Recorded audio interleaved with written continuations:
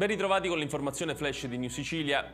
In apertura le parole di Matteo Salvini intervenuto sulla questione migranti. Il ministro delle infrastrutture ha affermato che a bordo di quelle navi paga circa $3.000 che diventano armi e droga per i trafficanti. Bisogna stroncare il traffico non solo di esseri umani, che è già grandissimo, ma di armi e droga, adesso legato. Le parole di Salvini. Intanto in 144 hanno lasciato la Humanity One, ma 35 sono rimasti a bordo. Dalla Geo Barents, nave di soccorso di Medici Senza Frontiere, sono state fatte sbarcare 357 persone, mentre restano a bordo in 215. Ma lo scontro è su chi non può scendere, come prevede il decreto del governo sui flussi migratori.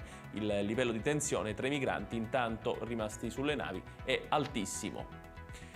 E proprio su questo tema sono intervenuti l'arcivescovo di Catania, la Caritas diocesana e la comunità di Sant'Egidio, che dalla sera di sabato scorso hanno manifestato la volontà di collaborazione per l'accoglienza dei migranti approdati nel porto di Catania.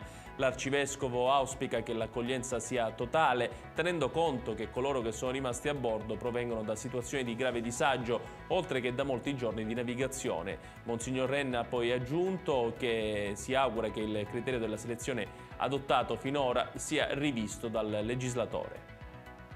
Adesso a Palermo, dove la polizia ha scovato e sequestrato un immobile in pieno centro dove si praticavano prestazioni sessuali a pagamento. L'attività completamente abusiva si presentava come un centro massaggi, ma il fulcro degli affari era rappresentato dall'erogazione di prestazioni sessuali.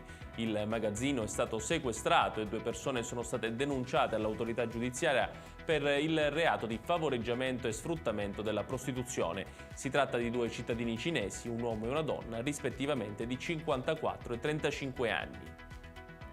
Una montagna di rifiuti sversata illegalmente su una superficie di oltre 6.000 metri quadrati è quanto scoperto dalla Guardia di Finanza di Lentini nel Siracusano, che ha posto l'area interessata sotto sequestro e denunciato i 2 proprietari del terreno alla Procura della Repubblica di Siracusa per il delitto di attività di gestione di rifiuti non autorizzata.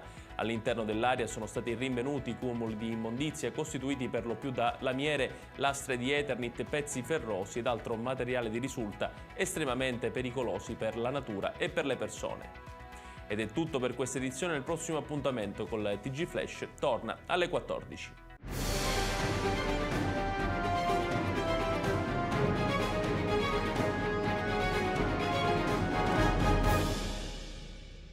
Procar, centro assistenza autorizzato BMW e Mini, adesso anche BMW Motorrad, via George Marshall 7, Mister Bianco, Catania.